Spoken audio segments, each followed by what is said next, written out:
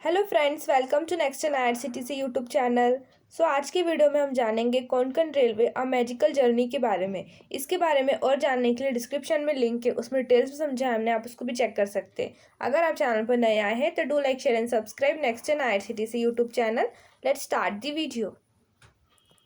Konkan railway Bharat में सबसे सुंदर और आश्चर्यजनक रेलवे मार्ग है और भारत के पश्चिमी तट को देश के बाकी हिस्सों से जोड़ता है। कोंकण रेलवे लाइनें महाराष्ट्र, गोवा और कर्नाटक राज्यों के माध्यम से 738 किलोमीटर तक फैली हुई है। ये कुछ सबसे दर्शनीय स्थलों से होकर गुजरता है। यह मार्ग सुंदर पश्चिमी घाटों से होकर जाता है और इसमें सैकड़ों नालों और नदियों के साथ कई सुरंगें और पुल हैं। मानसून के दौरान पटरियों के पास चट्टानों पर बहते पानी की धाराओं को देखकर अक्सर आसान होता है। ट्रेन के स्तर पर बादलों को तैरते हुए भी देखा जा सकता है, जो यात्रा को अधिक स्वर्गीय बना देता है। इस मार्ग से यात्रा करना एक दृश्य उपचार है। दूध सागर जलप्रपात नई दिल्ली को गोवा से जोड़ने वाले इस रेल मार्ग का सबसे सुंदर खंड गोवा और कर्नाटक में लोंडा के बीच का तटीय खंड है। गोवा एक्सप्रेस ट्रेन पश्चिमी घाट की पहाड़ियों और जंगलों, चोटियों और घाटियों से होकर गुजरती है, लेकिन इस यात्रा का निर्विवाद आकर्षण तब है जब यात्रियों को दूध सागर जलप्रपात का लंबा चांदी का झरना देखने को मिलता है। इस फॉल को गोवा की आउटबाउंड यात्रा पर सबसे अच्छी तरह से देखा जाता है, जब झरना दिन के उजाले में दिखाई देता है। ऊंचाई से बहता हुआ पानी ऐसा लगता है जैसे पहाड़ों से दूध बह रहा हो, इसलिए इसे दूध सागर कहा जाता है। तेज धारा और पानी की तेज आवाज के साथ मन पर अन्य सभी अनावश्यक विचार गायब हो जाते हैं। आपके चेहरे पर पानी की धारा से एक बूंदा बांदी जीवन की सारी अराजकता को तुच्छ बना सकती है। आइए अब जानते हैं कोंकण रेलवे की पृष्ठभूमि के बारे में। भारत के कोंकण तट के पास तटीय शहरों, कस्बों और गांवों को जोड़ने वाला रेलवे लिंक नहीं था। 15 अगस्त 1947 तक भारत पर शासन करने वाले अंग्रेजों ने भी इस मार्ग पर रेल लाइन नहीं बनाई। पहला प्रस्ताव 1920 में दिया गया था। 1957 में इस क्षेत्र में रेलवे विकास की संभावना का अध्ययन करने के लिए महाराष्ट्र के दासगांव, रायगढ़ और मैंगलोर में एक हवाई सर्वेक्षण किया गया। जो लोग केरल या मैंगलोर से गोवा, गुजरात या मुंबई से बाहर जाना चाहते थे, उन्हें सलेम, बैंगलोर या पुणे के रास्ते दक्षिण भारत के चक्कर लगाने पड़ते थे। जोलारपेट्टई, तिरुपति, रायचूर, दोन, पुणे रेल मार्ग। यह यात्रा कोंकण रेलवे के माध्यम से आज 930 किलोमीटर और 17 घंटे के बजाय 2200 किलोमीटर की यात्रा और 3 से 4 दिन बिताकर समाप्त हुई। आइए अब जानते हैं कोंकण रेलवे के इतिहास के बारे में। 1907 में जब कोंकण रेलवे लाइन मद्रास से शोनानूर होते हुए मेन लाइन के टर्मिनस के रूप में बेंगलोर पहुंची, कोंकण तट के साथ मुंबई तक रेलवे लाइन का विस्तार करने के विचार की अंग्रेजों द्वारा जांच की गई थी, लेकिन उन्होंने इस क्षेत्र के उबड़-खाबड़, हिंसक, अप्रत्याशित और लहरदार इलाके को देखते हुए इसे निर्माण के लिए असंभव के रूप में उपेक्षित कर दिया। तब से कई लोगों ने इस विचार पर विचार किया, लेकिन हमेशा ठंडे बस्ते में डाल दिया। हालांकि सभी जानते थे कि कोंकण लाइन का निर्माण अंततः करना होगा। 1947 के बाद जैसे जैसे मुंबई का विकास हुआ, 1964 में दीवा से पनवेल तक एक रेलवे लाइन बिछाई गई और बाद में 1966 में दक्षिण से आपटा तक विस्तारित की गई।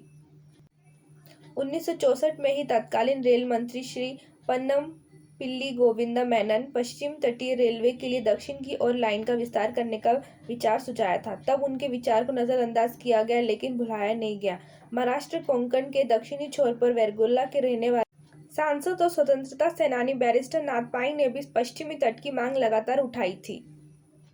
1988 में जब अंतिम सर्वेक्षण रिपोर्ट पूरी हुई और दक्षिण रेलवे ने इस बार कोंकण रेलवे कहा, कोंकण रेलवे परियोजना को अंततः तब पैर मिला जब श्री जॉर्ज फर्नांडिस 1989 में रेल मंत्री बने। चूंकि इस परियोजना को बड़ी मात्रा में धन की आवश्यकता थी और रेल मार्ग राष्ट्रीय महत्व का था, इसलिए निर्माण और प्रबंधन के लिए एक स्वतंत्र कंपनी स्थापित करने का निर्णय लिया गया। रेल मंत्रालय के दायरे से बाहर नई रेलवे लाइन 1990 में कोंकण रेलवे कॉर्पोरेशन लिमिटेड की स्थापना हुई।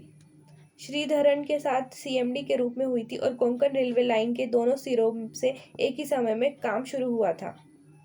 आइए अब जानते हैं कोंकण रेलवे पर ट्रेन सेवाओं के बारे में। लाइन का पहला खंड मार्च 1993 में दक्षिण में ठोकर उडुपी खंड था, जिसके बाद जून 1993 में रोहा वीर खंड उत्तर में था। ये दोनों खंड 47 किलोमीटर लंबे थे।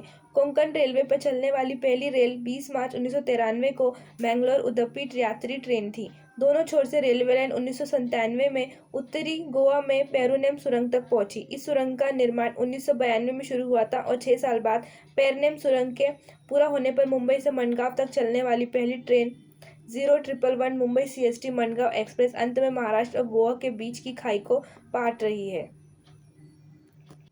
आज की इस ट्रेन को कोंकण कन्या एक्सप्रेस के नाम से जाना जाता है। ट्रेन 25 जनवरी 1998 को मुंबई से शुरू हुई और अगले दिन मनगांव स्टेशन पहुंची। आइए अब जानते हैं कोंकण रेलवे के निर्माण के बारे में।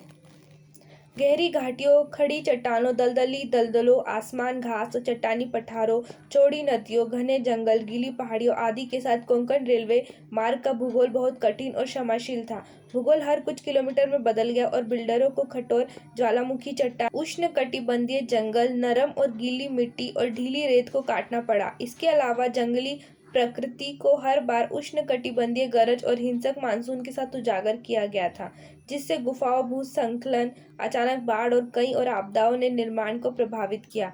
लाइन का निर्माण 160 किलोमीटर प्रति घंटे की रफ्तार से चलने के लिए रेल को सक्षम करने के लिए किया जाना था, जिसका अर्थ था कि रेलवे ट्रैक जितना संभव हो उतना समतल होना चाहिए और गति को बनाए रखने के लिए रेलवे के लिए कम से कम वक्र रखा जाना चाहिए। इसका मतलब यह होगा कि रेलवे ट्रैक को एक रन के लिए अपनी गति के स्तर को बनाए रखने की अनुमति देने के लिए बहुत सारे पुलों, सुरंगों, चट्टानों और पृथ्वी को काट दिया जाएगा। कुल 91 सुरंगें खोदी गई, जो 5.6 किलोमीटर में सबसे लंबी है। सभी धाराओं और नदियों के परिणाम स्वरूप 2000 पुल बने। आई होप आपको ये वीडियो पसंद आई होगी। ऐसी रेलवे से रिलेटेड और इन्फॉर्मेशन जानने के लिए नेक्स्ट जन IRCTC यूट्यूब चैनल को सब्सक्राइब करें। Thanks for watching this video.